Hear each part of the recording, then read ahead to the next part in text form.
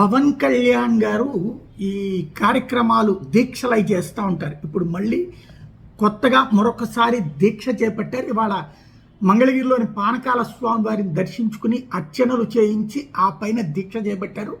ప్రతి ఏటా జ్యేష్ఠ మాసంలో ప్రారంభించి కార్తీక మాసంలో దీక్ష విరమిస్తుంటారు. ఆయన గురుముఖత స్వీకరించిన మంత్రోపదేశం ఆచరణ కోసం ఈ దీక్ష క్రమం తప్పకుండా ప్రతి ఏటా చేస్తున్నారు. నియమితమైనటువంటి జీవనం అంటే అంత సంప్రదాయబద్ధం కొన్ని రూల్స్ పాటిస్తారు. ఆయన సాత్విక ఆహారమే తీసుకుంటారు. అట్లాగే విధి నిర్వహణకు అనుగుణమైనటువంటి వస్త్రాలు ధరిస్తారు. ఎక్కువగా చందన వర్ణ వస్త్రధారణని అవలంబిస్తుంటారు. అంటే చందనం కలర్లో ఉండేటటువంటి బట్టల్ని కట్టుకుంటారు. నిత్యం అనుష్ఠానం చేస్తారు, దేవతారాధన చేస్తారు, సమయాన్ని బట్టి ధ్యానము మంత్రపారాయణం కూడా చేస్తారు అన్నటువంటిది జనసేన ప్రకటించింది.